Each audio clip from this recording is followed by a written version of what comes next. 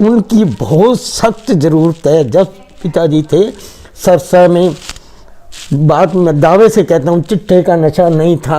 पिताजी के जाने के बाद चिट्टा नाम की चीज़ हम अब सुन रहे हैं, अभी चिट्टा।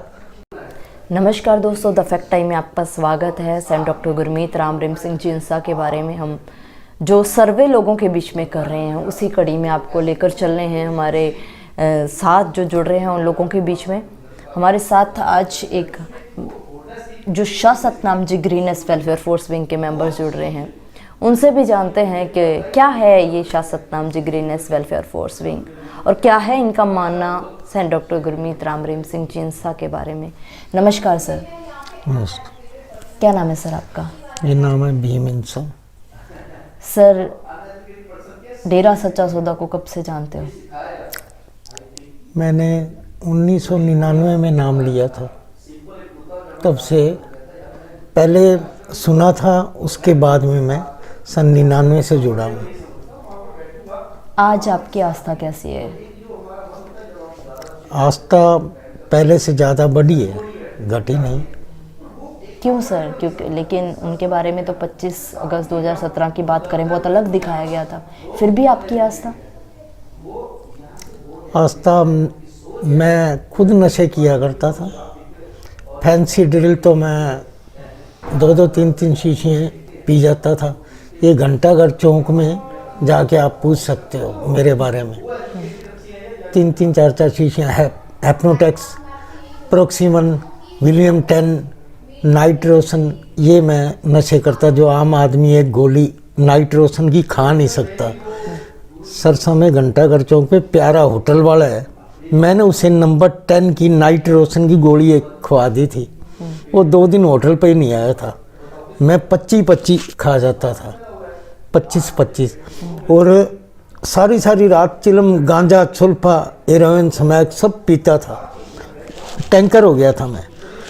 और मैं फिर नाम लेने के बाद ये पीता ही रहा, और मैं नाम चर्चा पे नशा करके ही चला जाता था। और बीड़ी भी, सिगरेट पीता था। मैं कहा अगर तेरे में ताकत है तो मेरे को छुटवा दे, क्यों, मैं तो ये नशा छोड़ नहीं सकता, ये करके ही आऊँगा। मैं नाम चर्चा पे भी टुल्ल हो के जाता था। और जब वापस आता था मेरे को खतरा भी रहता था कि मैं कहीं पे मेरा एक्सीडेंट हो सकता, लेकिन ऐसा कुछ भी नहीं हुआ। और अपने आप मेरा सारा नशा सब कुछ छूट गया। ये मैं हकीकत में सच बोल रहा हूँ। मैंने आज तक ये बातें किसी से कही नहीं, आज मैं सच बोल रहा हूँ। सर, कोई आपसे पैसा भी लिया गया जब आपने नशा छोड़ा वहाँ पर? ना, पैसा कुछ भी नहीं लिया गया। जब उसने अपना नशा दे दिया, उसमें पैसा कौन सा, उसने जो दिया ये तो मैं जानता हूँ, ये तो आशिक ही जानते हैं, बाकी आम आदमी को क्या पता। मैं मंदिर में, रोड़ी में पुजारी भी था, वहाँ पे मैं पंताई करता था, लेकिन दिल नहीं लगता था, वो बात नहीं थी। फिर मैंने वो सारा कुछ छोड़ दिया, मंदिर की पंताई छोड़ के फिर मैं आके मैंने कहा मैं क्या करूं। मैंने फिर दिहाड़ी की, मजदूरी दिहाड़ी की। मैंने कहा ये काम करूंगा, बट्ठल उठाऊंगा, मजदूरी दिहाड़ी की, खूब मेहनत की। उसकी वजह मेरे से मेरे सारे नशे छूट गए, बुरी आदतें छूट गई। मैंने ऐसा कोई कर्म नहीं किया, पर दिहाड़ी की। फिर जब देखा घंटाघर चौक में मेरे को जो लेके जाते थे, एक बार तो कहते बुजुर्ग क्या करेगा, वो मेरी शाम को कोई छुट्टी नहीं करता था, तो मैं 4थी मंजिल पे भी चला जाता था बगैर धड़क सिर पे। सारा दिन मैं ऊपर नीचे, मैं मिस्त्री के पास खड़ा नहीं होता था, बस मैं ये काम ही करता रहता था। बस ध्यान में और गुरु कर लेता था। उसकी दया मेरे से करवाने वाला वही, मैं सारा कुछ कर लेता था। और फिर मेरे को चौक में लोगों ने ले जाना बंद कर दिया, तो वो जवान को पकड़ के लेके जाते थे, कहे जवान है ये क्या करेगा। फिर उसके बाद मैं, उसकी दया मेरे से, मैंने किसी आगे, तो घर वाले भी कहने लगे, मंदिर छोड़ के आए ना जब, वहाँ से सब कुछ मिलता था। अब आज लगा दो, जिसके घर में दूध है वो दूध ले आते थे, घी, थैलियाँ, जैसे मर्जी, उनको बस डराना ही होता था, और क्या था। रिश्तेदार भी आके ले जाते थे, मैंने वो छोड़ दिया। फिर मेरे को एटीएम पे नौकरी मिल गई, मैं एटीएम पे लग गया। एटीएम से बैंक में, बड़ौदा बैंक में घुस गया, मैं 12-13 हज़ार मिलने लग गए। उसकी वजह मेरे से मेरा शरीर तंदुरुस्त हो गया, आज भी मैं भाग सकता हूँ, दौड़ सकता हूँ, इतनी ताकत है मुझ में, उसकी दया मेरे से। सर, आश्रम में आपका क्या मानना है, किस तरीके का माहौल है? बहुत बढ़िया, बहुत ही जानदार। जब चला जाता हूँ, जैसे कि एक आदमी चंदन के पेड़ के पास चला जाता है ना, खुशबू, महक, नज़ारा, खुशी आती है। मैं तो अपना बता सकता हूँ अनुभव, औरों के बारे में नहीं बता सकता। मेरे को पता है जो नज़ारा, जो सब कुछ है, मैंने जो देखा है। सर, बेटियों की बात की जाए तो बेटियों की सेफ्टी कैसी रहती है आश्रम में? घर में सेफ नहीं रह सकती, लेकिन डेरे की तो क्या करूं, बोल भी नहीं सकता। क्यों, अंदरूनी रूप से तो मैं उन्हें हर वक्त अपने पास पाता हूं, और बाकी शारीरिक तौर पे लोगों को पिताजी नहीं दिखाई दे रहे। आप इतना सोच सकते हैं, एक शरीर में आत्मा ना हो तो वो शरीर गिर जाएगा। इस तरह डेरे के अंदर पिताजी मौजूद है, 100% मौजूद हैं। जाओ, खुशबू, महक लेके देखो, वो वहाँ पे ही हैं। ये सिर्फ आम आदमी को नहीं पता, ये आशिकों को पता है, बाकियों को नहीं पता। और पिताजी 100% आएंगे, इसमें कोई वो चक्कर नहीं है, 100% आएंगे। देखो, जिस तरह के अंधेरे को मिटाने के लिए रोशनी की ज़रूरत है, रावण को मारने के लिए राम की ज़रूरत थी। जब से पिताजी गए हैं तब से पहले छोटे मोटे नशे थे, आज चिट्ठे का नशा सरसा में भयंकर नशा है। इतना नशा कर रहे हैं चिट्टा। पहले 2-2, 4-4 रुपए का नशा कर लेते थे, आज घर के घर तबाह हो रहे हैं।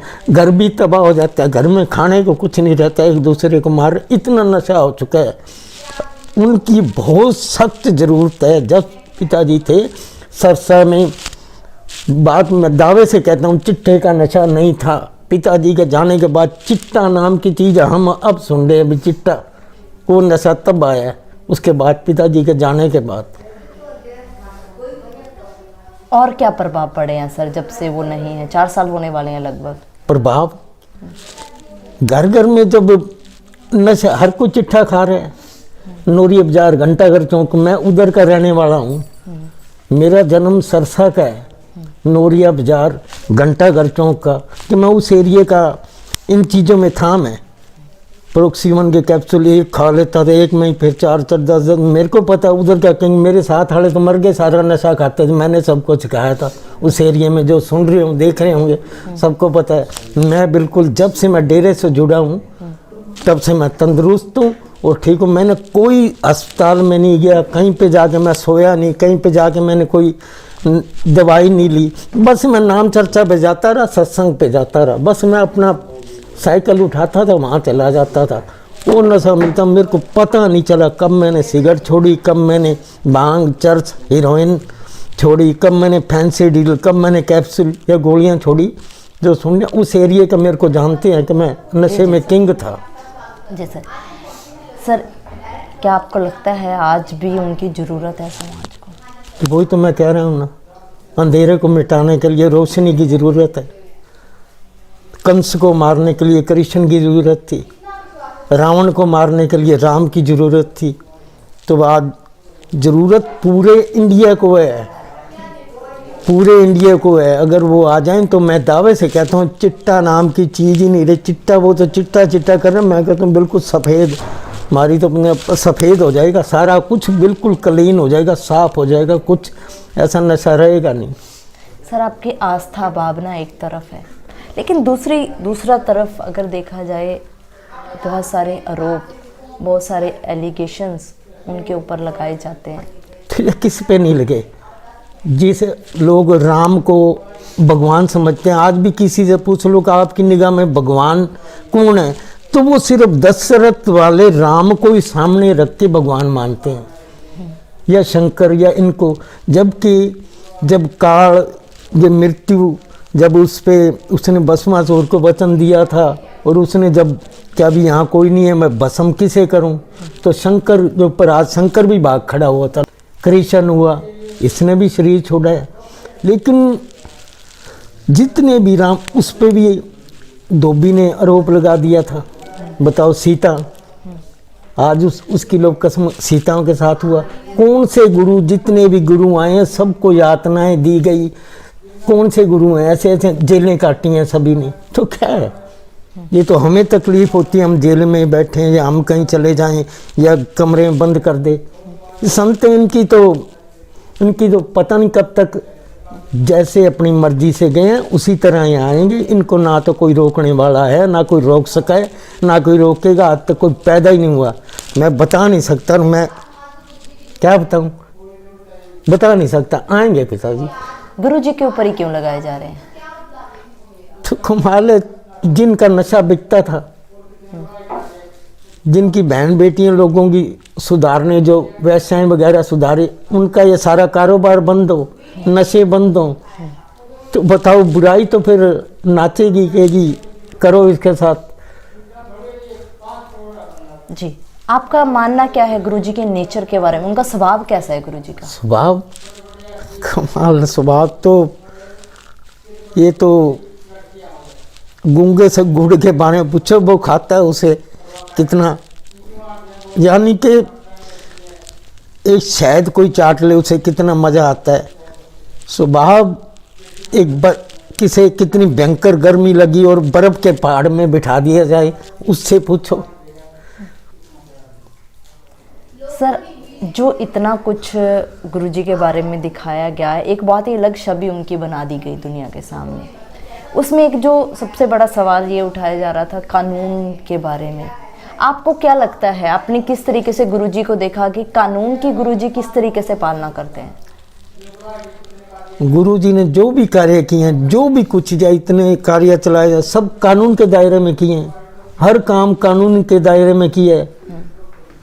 कोई भी काम बगैर कानून के, बगैर सरकार के, उनसे बाहर होकर कभी नहीं किया। कोई भी एक भी कोई बता दे, कोई भी, सब मिथ्या झूठा अपनी तरफ से बोलते हैं, लेकिन कोई नहीं कह सकता बगैर कानून के। पिताजी ने कोई भी ऐसा कार्य नहीं किया जो कानून के दायरे से बाहर हो। कोई भी गिनवा दे, कोई भी आ जाए गिनवा दे। सर, आम जनता से क्या अपील करोगे जिन्होंने वीडियो मतलब जो भी वीडियोस उनके बारे में वायरल हुई, जो भी इतना कुछ दिखाया गया टीवी चैनल्स पे, उसके द्वारा गुरु जी को जाना है? जनता को भी सबको पता है, सारी जनता को टोटली पता है, बोल नहीं सकते। सबको पता है भी ये नाजायज किया गया है, नाजायज है, गलत किया गया, जबरदस्ती किया गया है। सबको पता है, किसको पता नहीं है? जनता को क्या बताएं? बताया उसको जाता है जिसको दिख ना रहा हो, जिसे पता ना हो। सब पता है लोगों का। बागड़ी का बाबा ने फंसाए हो गए, बाबा पे के चिट्ठियाँ थी के धक्के से ही बस वो छोरियों को ब्याह भी के बैठे डेरे में ही हो तो क्या, वो तो बाबा ने फंसाए गए, माना पतो है बाबा ने फंसाए है। जंगो नशो भी क्या करतो, वो जंगो वैसा वो धंधा चल करता, बंद करा दिया, लियावे तो बा फिर कूदेगा ही कि बाबा ने तो फंसाए है। ये जहाँ भी चले जाए, हम भी खड़े होते हैं बाहर, लोगों से मिलते हैं कि भाई ना थारा बाबा ने तो फंसाए है। बिल्कुल सर। सर, एक और सवाल आपसे पूछना चाहूँगी। आपने एक यूनिफॉर्म पहना हुआ है, शाश्वत नाम जी ग्रीनेस वेलफेयर फोर्स भी लिखा हुआ है। क्या है ये यूनिफॉर्म, क्या है ये? सरकारी तो नहीं है, जो सरकारी कोई वर्दी पहनता है उन्हें तो पैसा मिलता है, तनख्वाह मिलती है। चाहे पुलिस हो, चाहे कोई भी हो, जानी हो, पहले उन्हें तनख्वाह मिलती है। लेकिन ये पहनने से हमें सुकून मिलता है, सब कुछ मिलता है। लेकिन आप कोई भी जानी के काम हो, कोई कार्य हम फ्री में, अभी कोई मुझे कह दे खून चाहिए, अभी चला जाओ, हाँ वर्दी पहन रखी है, इसके तो नाम से ही मेरा एक कतरा खून का निकालने में दे दूंगा। कोई चाहे अभी कोई कह दे हाँ पिताजी के नाम से, हाँ मेरे को इधर से गुर्दा चाहिए, ये ले, अंग एक एक शरीर का अंग मांग ले, दे देंगे। डर नहीं लगता सर? डर किस बात का? डरते वो हैं जो बुरा कार्य करते हैं, कानून के दायरे से बाहर होके करते हैं, जो गलत करते हैं। इसके नाम पे तो हम हाँ आजमा के देख लें, बिल्कुल 100% कह रहा हूँ, कुछ भी मांगे देने को तैयार हूँ। और क्या काम करती है सर ये फोर्स? फोर्स किसी भूखे को खाना, किसके घर में आटा पानी कुछ भी नहीं है, महीने महीने का राशन दे देती है। इससे बड़ी चीज़ क्या होगी, महीने का राशन ही दे देना। कपड़े नहीं है उसे कपड़े दे देना, किसी को घर बना के दे देना। क्या बताऊं कि मैं इतना वो इंटेलिजेंट नहीं हूँ, इंग्लिश में बात करने नहीं आती, मैं तो बस इस हिसाब से क्या नहीं करते बताओ। इससे ऊपर क्या, इससे ज़्यादा नहीं होगा। भी बाज़ारों में खून की बोतलें कोई बिकती हैं और वो भी पता नहीं खून सही है या नहीं है, रिक्शे वाला कितनी बार दे के गया है वो। हम तो ऐसे कोई कहें भी खून चाहिए, मारी छाड़ और चल भाई दे के। भाई ना, तू पैसे छोड़, तेरा पानी भी नहीं वो भी तेरे पास रख, बस तू नारा बोल दे, बस नारा बोल दे, बस इसका नाम ही ले दे। नाम लेती ला जितना मर्जी नचोड़ ले खून, हम तो छाल मार के चले जाएंगे। इनका तो नाम ही बहुत है। मैं किसी से मांग करूं, मैं तो उसी से ही करूंगा मांग के, हिमालय का बस आप जल्द से जल्द आ जाओ। बहुत बहुत धन्यवाद सर हमारे साथ जुड़ने के लिए, हमारे दर्शकों को एक्चुअली फैक्ट सामने रखने के लिए। दोस्तों, ये है सच्चाई तेरा सच्चा सौदा की, पेशेंट डॉक्टर गुरमीत राम रहीम सिंह जींसा की। ये जोरदार तमाचा है, जो करारा जवाब है उन हेडलाइंस को जो लगातार आश्रम के बारे में, लगातार गुरुजी के बारे में दिखाई गई। आप लोग खुले दिमाग से सोचिए, आज जनता का क्या मानना है। ये गुरुजी की प्रेरणा से आज दूसरों के लिए गुर्दा दान करने को, दूसरों के लिए खून दान करने को, दूसरों की मदद करने के लिए इस तरीके से बैठे हैं जैसे एक हमारे फौजी सरहद के ऊपर हमारे देश की रक्षा करने के लिए बैठे होते हैं। हम द फैक्ट आई चैनल से ऐसे संत को, ऐसे लोगों को अरबों बार सल्यूट करते हैं जिन्होंने ऐसी सोच करोड़ों लोगों में भरी, जो आज समाज को एक अच्छी दिशा दे रहे हैं। लेकिन दूसरी तरफ इन लोगों की मांग है समाज से भी, क्यों उनसे अपील है, इनका दर्द है कि क्यों ऐसा इनके संत जी के बारे में, इनके गुरु जी के बारे में, इनकी संस्था के बारे में दिखाया गया, जबकि ऐसा कुछ भी वहाँ पर नहीं है। आप लोग खुले दिमाग से सोचिए, आखिर ये सजा किसको मिल रही है, एक संत को या पूरे समाज को? अपनी राय कमेंट बॉक्स में जरूर डालिएगा और देखते रहिए द फैक्ट आई। और सच का साथ देने के लिए, सच की सोच को, सच की मुहिम को आगे बढ़ाने के लिए इस चैनल को जरूर सब्सक्राइब करें। बहुत बहुत धन्यवाद।